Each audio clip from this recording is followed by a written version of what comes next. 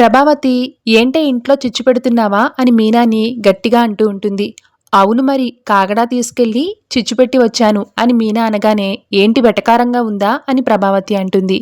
మరి నేనంటే వాళ్ళకు వెటకారంగా ఉందా? ఏదో ఒకే ఇంట్లో ఉంటున్నాం కదా అని ఊరుకుంటుంటే నెత్తిన ఎక్కి డాన్స్ చేస్తున్నారు. మీరంటే నేను చచ్చేదాకా మారరు. శృతికేమైంది మీలా మారింది అని మీనా అంటుంది. మధ్యలో నేనేం చేశానే అని ప్రభావతి అంటే మీ అండ చూసుకునే కదా అంత పొగరు మీ చిన్న కోడలికి అని మీనా అంటుంది. ఏంటి ఏదో పొగరు వగరు అంటున్నావు, ఏమనుకుంటున్నావు నా గురించి అని శృతి నిలదీస్తుంది. పొగరనే అనుకుంటున్నాను. రోజు ఈవిడ రాచి రంపాణాలు పెట్టడం సరిపోవడం లేదా? నువ్వు కూడా మొదలు పెట్టావా?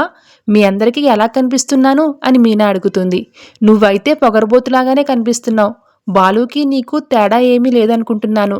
కానీ బాలు కంటే నువ్వు ఇంకా గయ్యాల్లా తయారయ్యావు అని శృతి కూడా అంటుంది.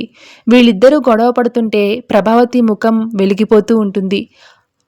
అవునమ్మా, నేను మొదట్నుంచి చెప్తూనే ఉన్నాను. నీ అంతస్తుకు తగిన వాళ్లతోనే మాట్లాడు అని. ఈ పూలమ్ముకునే దాంతో రాసుకు పూసుకు తిరిగితే ఇలానే తప్పుపడతారు అని శృతితో ప్రభావతి అంటుంది. ఇన్ని రోజులు మిమ్మల్ని తప్పుపట్టానంటీ, ఇలాంటి వాళ్లకు మీరే కరెక్ట్. నేను మీ మాటే వినాల్సింది అని శృతి అనగానే ప్రభావతి మురిసిపోతుంది. అయితే ఇక నుంచి నీకు కాఫీ వంటలు కావాలని నా దగ్గరికి రావద్దు, మీ అత్తనే అడుగు అని మీనా అనడంతో శృతి సరే అంటుంది. ఆ మాటలకు ప్రభావతి ఒక్కసారిగా షాక్ అవుతుంది. ఇద్దరూ గొడవ పడితే వంట నానెత్తిన పడిందేంటి అని భయపడుతుంది. కానీ శృతి మీనా ఇక జీవితంలో మళ్ళీ కలవరని సంబరపడిపోతూ ఉంటుంది.